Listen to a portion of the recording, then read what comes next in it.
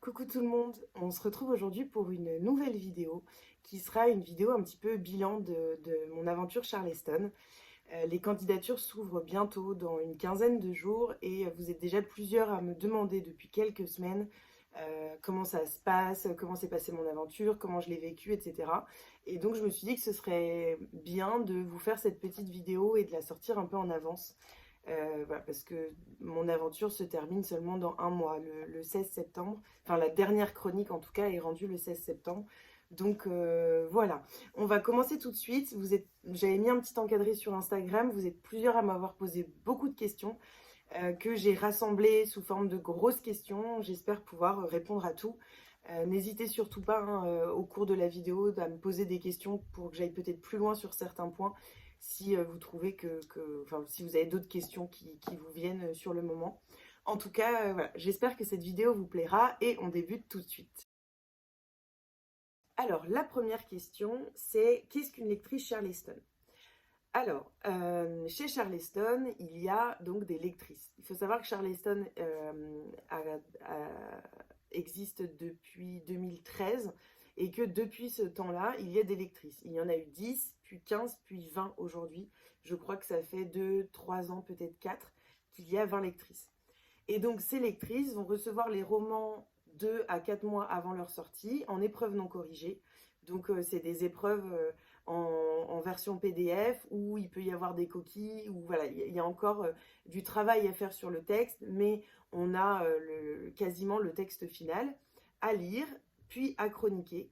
Donc, il y a une deadline donnée par la maison d'édition pour qu'on rende une chronique, qu'on donne notre avis sur le roman, qu'on note le roman, qu'on donne notre avis sur la couverture, sur le titre, etc. Voilà, c'est assez complet, hein, on donne vraiment notre avis sur beaucoup de choses. Puis on reçoit le roman donc un petit peu avant sa sortie ou à sa sortie pour pouvoir en parler sur les réseaux sociaux, mettre notre avis sur les différentes plateformes telles que Babelio, Livre Addict, la Fnac, Amazon, etc. Et ça permet à la maison d'édition de faire la promotion d'un roman directement à sa sortie. Voilà. Et donc c'est ça, l'aventure des lectrices Charleston, c'est la lecture de romans en ENC qui vont sortir en version finale à la fin. Être lectrice Charleston, c'est également avoir le privilège de voir notre avis, enfin une partie de notre avis sur les romans. Donc pour vous donner un exemple, je vais prendre le meilleur exemple pour moi, qui est Le Souffle des rêves, avec donc nos avis parfois sur les petits marque-pages, nos avis sur les premières pages du roman et derrière quand on est plusieurs à l'avoir aimé. Et par exemple, moi, sur le roman de Clarisse Sabar, Le Souffle des rêves, j'ai eu mon avis à l'arrière. Ça, c'est un grand privilège, c'est beaucoup de bonheur à chaque fois qu'on reçoit un livre qu'on a aimé, parce que les avis sont publiés quand on a aimé le roman et vraiment aimé le roman. Et donc, voilà, c'est super, ça fait plaisir et puis ça apporte encore quelque chose au roman qu'on a envie de garder bien précieusement dans notre bibliothèque. La deuxième question, qui va un petit peu avec la première, c'est être lectrice Charleston, est-ce seulement lire ou c'est aussi faire des rencontres? Alors, c'est faire beaucoup de rencontres. Cette année, alors je pense particulièrement, mais ça c'est un petit peu mon interprétation, mais je pense que ça a un fond de réalité. On est après le Covid, donc pendant 2 ans, il y a eu peu de rencontres. Et en plus de ça, la maison d'édition grandit beaucoup, a beaucoup grandi ces dernières années. Ils ont de plus en plus de parutions. On est passé de 20 romans à lire certaines années à 35 cette année, ce qui est beaucoup. Et donc forcément, il y a plus d'événements, plus de rencontres. Et je pense que ça ajoute une vraie plus-value à cette aventure, où ce n'est pas juste une rencontre d'auteurs et d'autrices à travers leurs mots dans un roman, c'est aussi une rencontre avec des auteurs et autrices en réel, pouvoir discuter de leur roman, pouvoir leur dire à quel point on l'a aimé ou les questionner sur certaines choses où on se pose des questions et c'est vraiment génial. C'est aussi beaucoup de rencontres avec la maison d'édition, que ce soit pendant les rencontres organisées, que ce soit pendant la visite des locaux que j'ai pu faire avec Pascal, je crois que c'était en décembre. Et je pense notamment à Emeline et Laure, parce que voilà, l'équipe Charleston est incroyable. On a eu un visio avec tous pour qu'ils nous expliquent exactement ce qu'ils font chacun dans la maison d'édition et comment ils voient cette maison d'édition et notre rôle pour nous l'expliquer. Mais on a eu un contact très privilégié avec Emeline et avec Laure. Et ces deux femmes qui sont extrêmement bienveillantes et qui ont fait que cette aventure est superbe parce que voilà, elles étaient drôles et il y avait une bonne ambiance dans l'équipe et ça se ressent forcément avec les personnes avec qui on travaille et donc forcément ça se passait très bien avec nous. Bien sûr c'est beaucoup de lecture mais c'est aussi et c'est surtout selon moi, en tout cas c'est comme ça que je l'ai vécu, beaucoup de rencontres et beaucoup d'échanges. En plus de ça, c'est vrai qu'on a créé directement un groupe entre lectrices, puis il y avait un groupe sur Instagram avec également les différentes personnes de la maison d'édition. Et c'était toujours très drôle, on rigolait beaucoup, on se soutenait aussi dans des périodes qui n'ont pas été simples pour les unes ou les autres. On se donnait du courage pour les lectures où on était un peu moins motivés. On faisait des groupes de lecture communes pour parler des romans qu'on lisait. Et c'est aussi toute la richesse de cette aventure, qui n'est pas seulement une aventure littéraire, mais qui est aussi une aventure humaine. Et moi, je sais que c'est ça que je retiendrai énormément, c'est tous ces incroyables moments qu'on a pu passer ensemble. Enfin voilà, ça a été vraiment très très riche comme expérience. C'est une histoire d'amour et d'amour quotidien. Voilà, pour les enfants, voilà, d'amour, grand amour. Et voilà.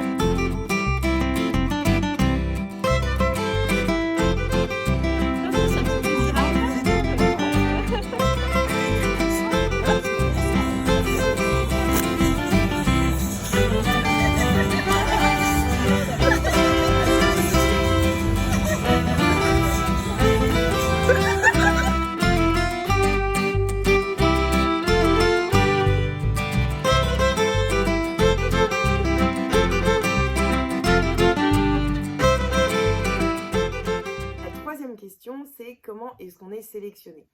Alors, je ne sais pas exactement, mais je peux vous expliquer un peu ce que je sais et ce que j'en pense. Alors, il y a un questionnaire qui est publié entre la fin août et début septembre, où on vous pose plusieurs questions, notamment dans mes souvenirs, quel est notre livre Charleston préféré, pourquoi on aime lire, quel est le roman Charleston qui nous a le plus marqué, combien on lit de livres par mois, est-ce qu'on lit en liseuse ou en e-book.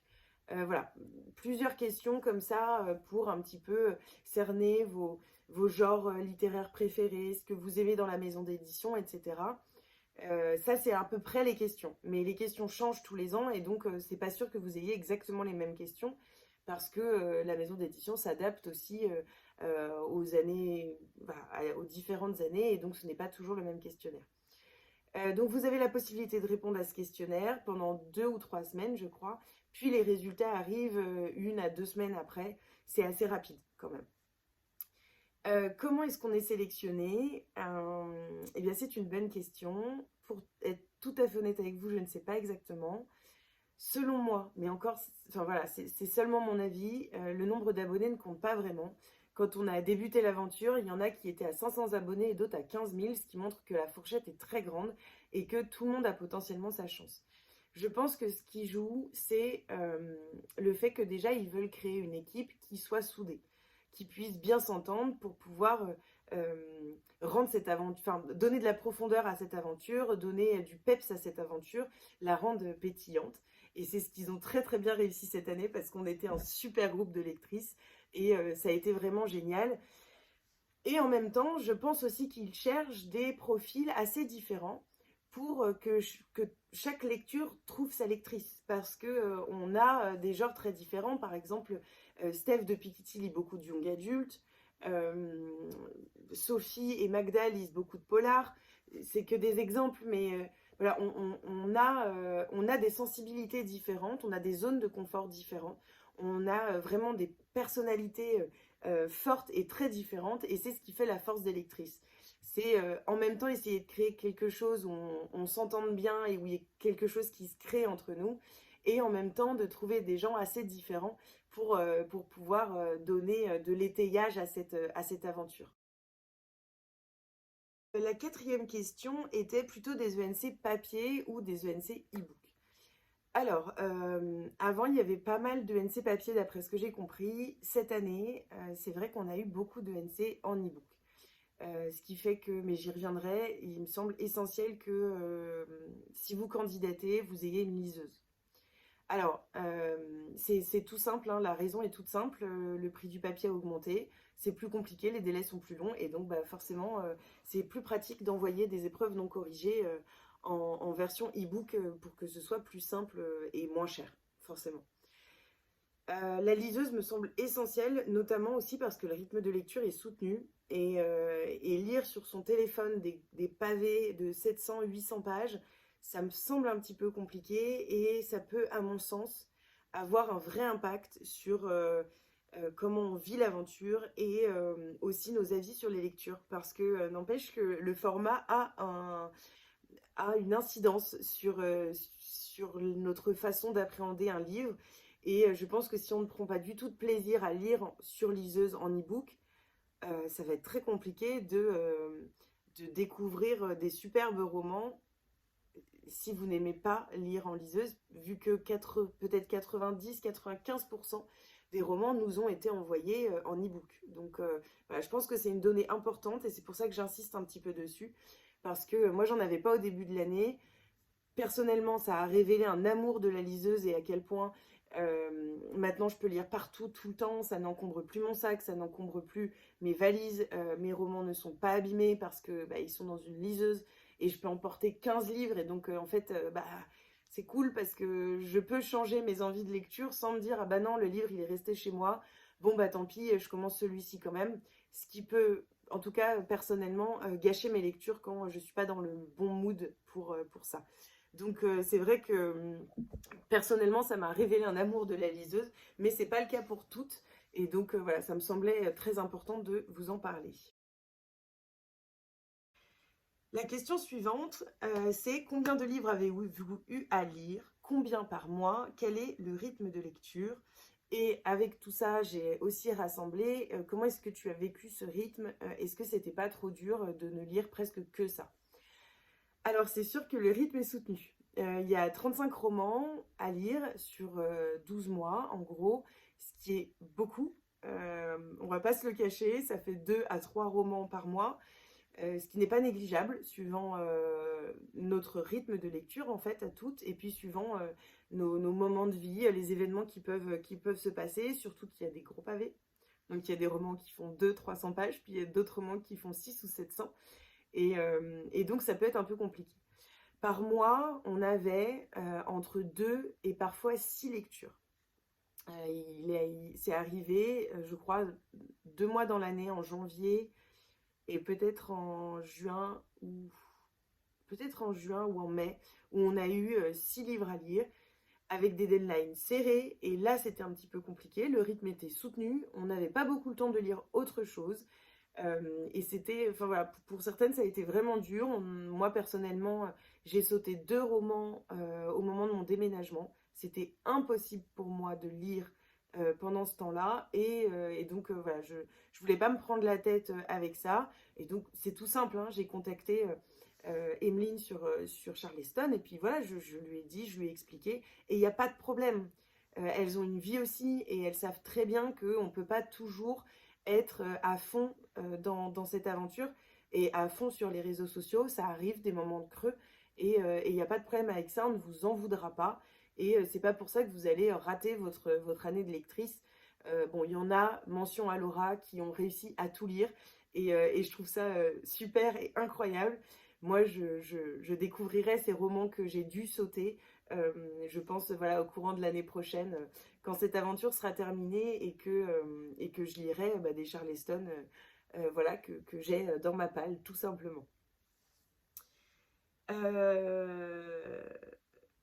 Voilà, le rythme est soutenu, ça c'est sûr. Moi, je suis une grosse lectrice. Je lis une dizaine de romans par mois, parfois un peu plus. Et donc, bon, alors vous n'êtes pas obligé de lire 10 livres par mois pour candidater. Mais enfin, je pense qu'il faut quand même réussir à lire au moins 4 ou 5 livres par mois et être capable d'en lire plus si besoin. pour les besoins de l'aventure. Voilà, quand on se lance dans l'aventure, alors bien sûr, il y a des événements, etc., qui peuvent arriver, mais c'est quand même, enfin, l'objectif de cette aventure, c'est de lire le plus possible et de participer le plus possible. Et donc, en plus, ce serait vraiment dommage de passer à côté de cette aventure parce que le rythme est beaucoup trop soutenu pour nous. Voilà, en tout cas, c'est mon avis. Après, vous pouvez toujours essayer, mais vous risquez de vous retrouver un petit peu sous l'eau. Et d'après ce que j'ai compris, ça a été le cas à certaines périodes pour certaines lectrices. Moi, c'est vrai que ça a été. Il y a des moments où c'était un petit peu compliqué, où je me disais que j'allais pas y arriver, puis en fait, j'y arrivais. Je réussissais à lire d'autres romans à côté, alors certains mois plus que d'autres, mais j'ai pas eu trop ce souci-là personnellement, mais encore une fois, c'est vraiment personnel, hein. Donc voilà ce que je peux vous dire sur le rythme de lecture et sur comment je l'ai vécu. Moi, personnellement, voilà, je l'ai très bien vécu, ça a été une superbe aventure. On pourrait le refaire, je le referais. Mais bon, je sais très bien aussi que ça se termine pour pouvoir reprendre. J'ai ma palle qui est ici et qui a du mal à se vider cette année comparée aux années précédentes. Bon, heureusement, j'ai aussi, sans le vouloir, fait un peu un no-buy, vu que j'ai pas acheté de roman depuis au moins 4 ou 5 mois. Enfin, j'en ai acheté peut-être un par mois, même pas. Mais parce que bah, j'ai plus le temps en fait de faire descendre ma palle. Et elle est déjà très grande. Je pense que j'ai plus de 150-200 romans dedans.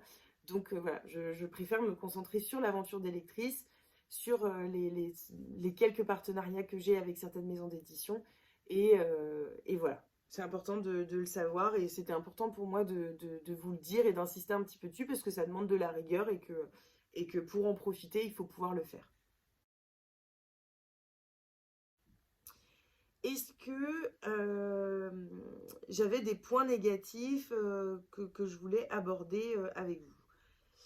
Alors, pour moi, alors, encore une fois, en fait, c'est pas un point négatif pour moi, ce que je vais vous dire, mais je sais que, et en fait, ça rejoint un petit peu ce que je vous disais sur le fait que si vous n'avez pas lu Charleston ou très peu, ça me semble un petit peu difficile de se lancer dans cette aventure, parce que la ligne éditoriale de Charleston est quand même très spécifique. C'est beaucoup des autrices ou des auteurs, mais en tout cas qui parlent euh, sous le prisme féminin. Souvent, c'est des romans historiques, souvent, c'est des romans engagés qui abordent des thématiques très dures comme la guerre, la ségrégation, le viol, les violences conjugales, les agressions en tout genre. Voilà, c'est quand même assez lourd comme thématique et parfois on enchaîne, vous voyez, quand je vous dis 6 romans parfois dans le mois, c'est 6 romans très durs. Ou plus ou moins suivant notre sensibilité, mais en tout cas, il faut réussir à se mettre dedans, il faut aimer les romans historiques, il faut aimer voyager, il faut aimer les romans engagés. Et voilà, je sais que ça peut être un petit peu compliqué et j'imagine qu'il y en a pour qui ça a été un peu dur parce que suivant les années, les romans sont plus ou moins compliqués à lire. Et cette année, on a quand même eu, j'ai trouvé, beaucoup de romans avec des thématiques très dures. Voilà, moi ça me plaît parce que j'aime découvrir des romans historiques et engagés, c'est ma zone de confort. Charleston, ils ont vraiment une ligne éditoriale qui correspond parfaitement en fait à ce que j'aime dans la littérature, donc ça ne m'a absolument pas dérangé. Mais je voulais voilà vous faire un petit aparté là-dessus parce que ça me semblait important.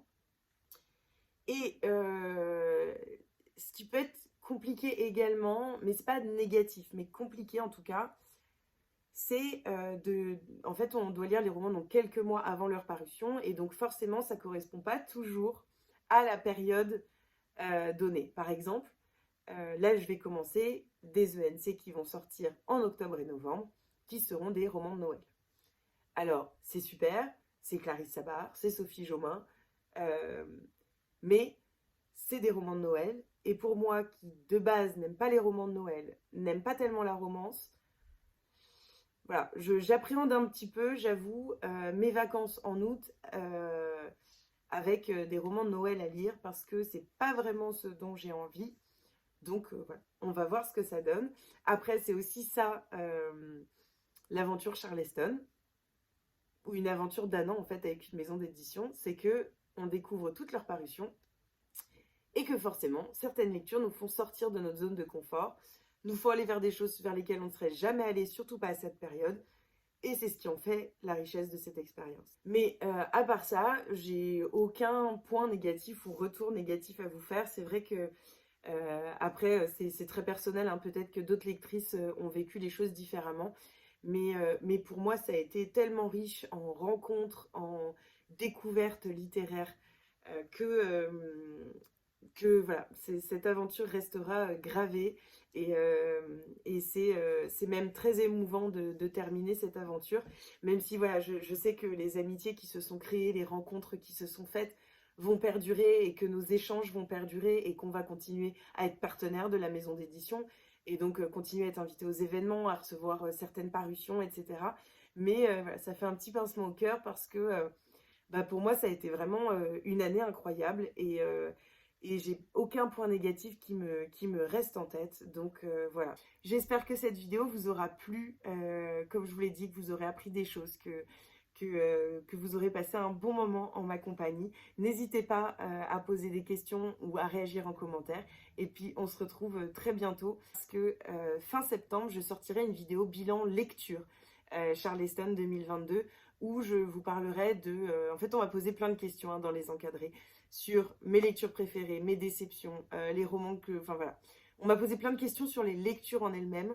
Je me suis dit que ce serait trop long dans cette vidéo et qu'en plus, vu qu'elle sort à peu près un mois et demi avant la fin de l'aventure, j'ai encore des lectures à découvrir et donc potentiellement mon top de lecture peut changer, mes déceptions peuvent changer et donc je vais attendre vraiment d'avoir tout terminé, tout lu pour pouvoir vous parler de cette aventure au niveau littéraire et donc pouvoir partager un petit peu avec vous toutes ces belles découvertes que j'ai faites, que ce soit des auteurs que j'ai découverts, auteurs et autrices que j'ai découvertes, ou que ce soit des redécouvertes.